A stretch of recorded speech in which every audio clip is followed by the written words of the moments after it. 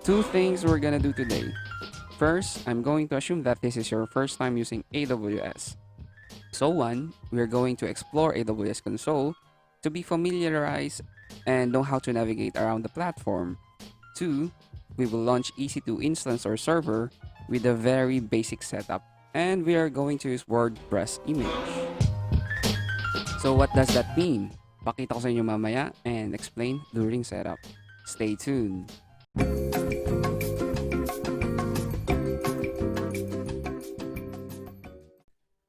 Hi mga Lods! So this is the continuation of the first part video, and this is for beginners.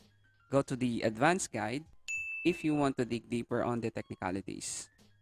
So let's start by logging into the console. Go to console.aws.amazon.com, and let's quickly discuss this login page. So in the login page, you have two options to log in. One, using root user, and two, using IAM user. With root user, you need the email and password. And root user can perform unrestricted access. Think of them as the administrator. For IAM user, they are intended for sub-accounts. Think of them as a Netflix profile you give to your niece and nephews, so they won't access those adult-rated films on Netflix.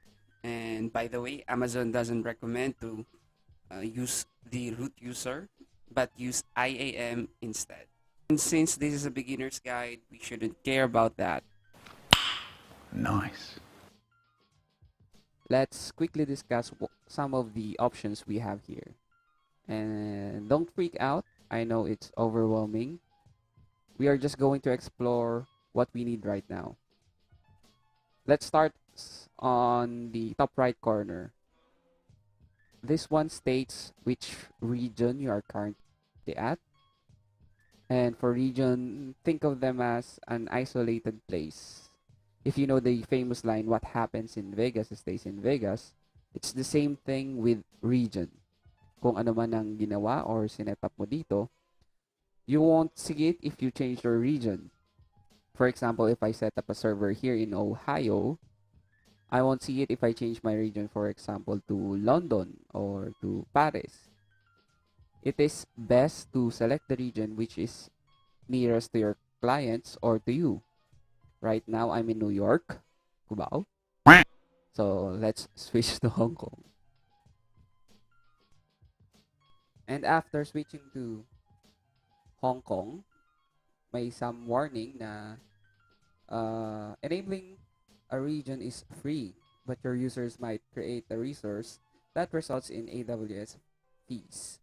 Regions are also affected by the laws of the country or place it represents, which makes some services won't be offered or available to some regions. Move na siguro tayo rito. Let's go to Singapore instead. After billing, let's move on to the account.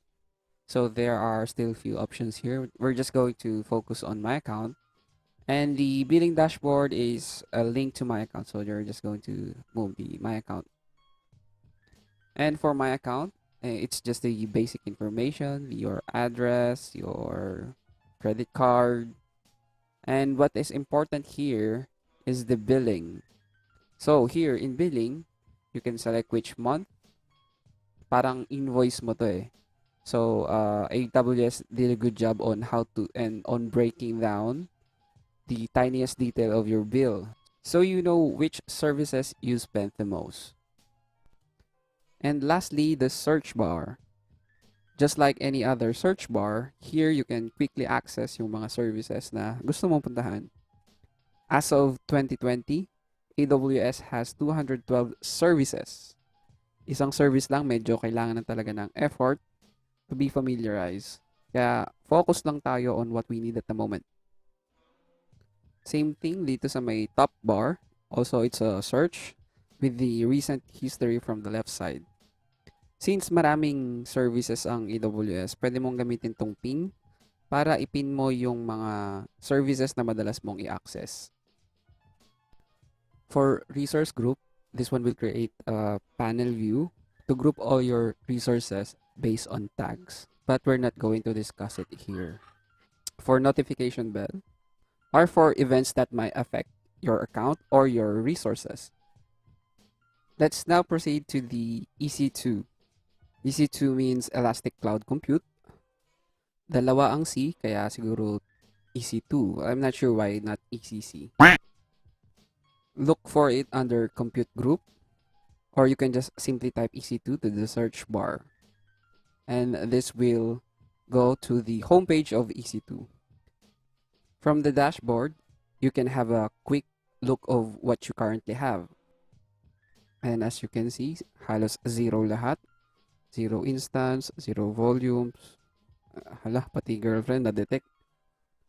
Accurate tong dashboard na to. Gunggong! Barinig kita sa mukha eh! Anyway, this interface will change from time to time. Just toggle this button to switch from classic view para at least uniform throughout time ang ating interface experience. Scrolling down, there are a lot of nerdy stuffs right here, but ignore them. Most of them we will discuss on the advanced topic. What we need right now is instance, so we're just going to focus on instance. From the instance, since we don't have any, so we will launch one.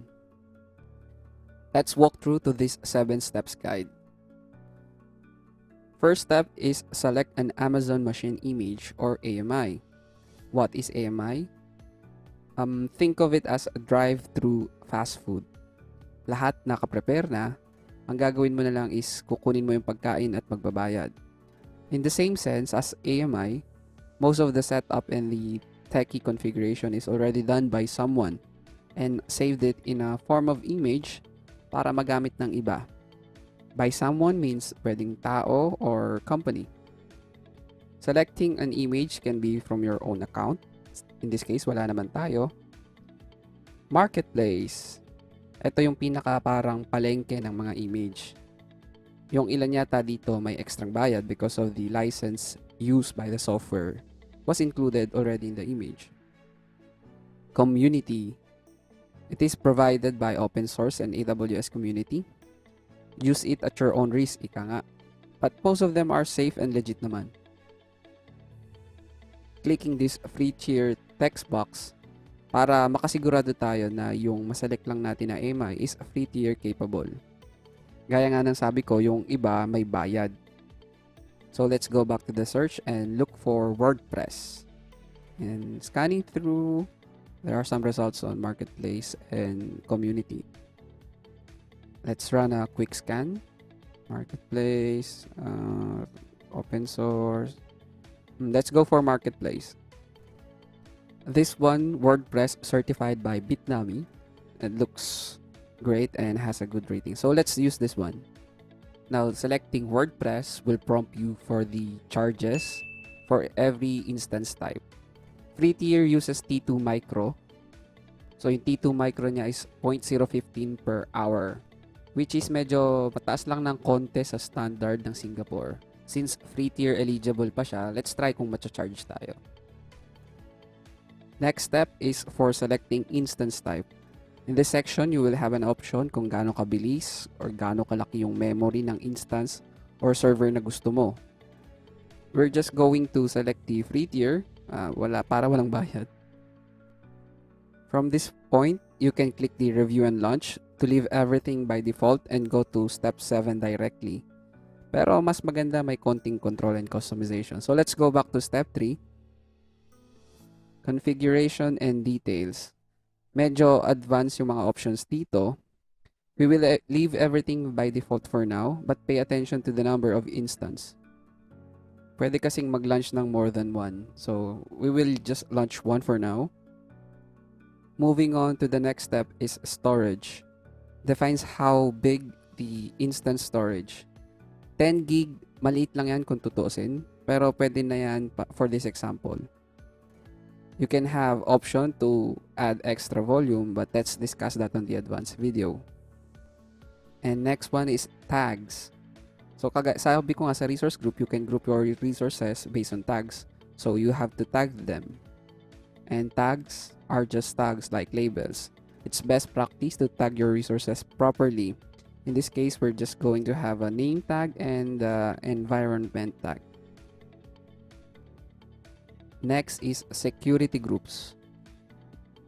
Yung WordPress AMI nag-generate na rin ng security groups. Security groups, think of it as a gate sa bahay mo. Pwede mong i-restrict kung sino lang ang pwedeng pumasok. Again, we will leave it by default for now. And lastly, the review and launch. Quick overview lang ng setup ng gagawin. Check lang natin kung tama lahat. Let's launch this bad boy. Before launching, you need to create or use an existing key pair. Key pair is for accessing Linux machine. This means na yung image natin is Linux based. At RDP password naman kung gagamit ka ng Windows based image. And let's create and download one. Remember to keep it safe and don't share it in public, of course. This will proceed to launching status. Your instance is now launching. Yan, in progress na. If within the budget ka, you can set alerts for billing that will exceed your budget. But free naman to, so go lang. And clicking this ID will direct you to instance tab. And from the status check, it is still initiating mga 1 to 3 minutes or so siguro until mag-stable. And what we have here, we got the name, we got the instance ID. Scrolling down yung mga information about sa instance natin. For the tags, yung sinetap natin kanina dito, yung environment for testing, and the name is WordPress. Balikan natin yung ibang information sa baba. Pay attention to public IP and private IP. Yun muna need natin ngayon. Private IP, ito yung gagamitin mo if magla-login ka sa mismong server. For public IP, ito yung gagamitin mo to view your application sa internet. Try nga natin.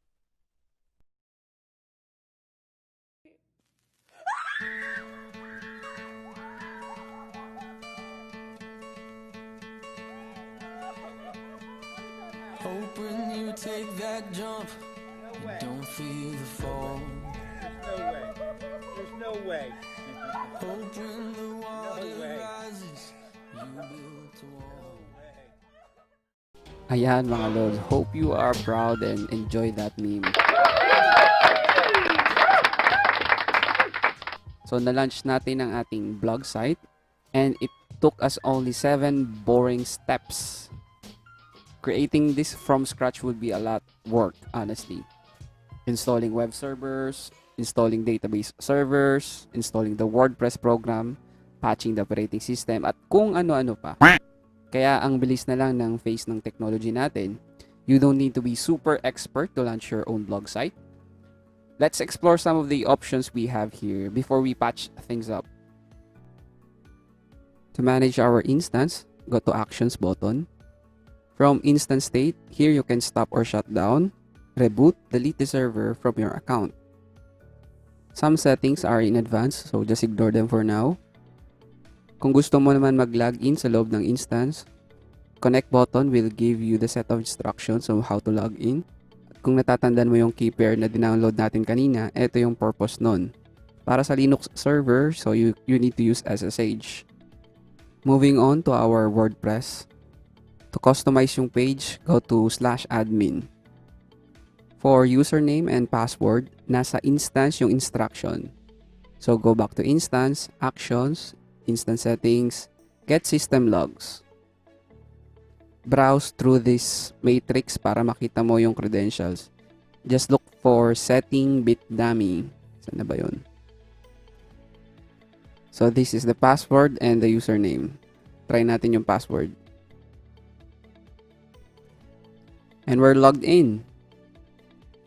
So ayan mga lods, dito isa-set up yung blog site. If you want to add pictures, pages, or articles, and make it your own. Maraming tutorial about sa WordPress, siguro gawa tayo soon. I think that's all for now. I hope na may natutunan bukod sa kalokohan. And see you in the next video.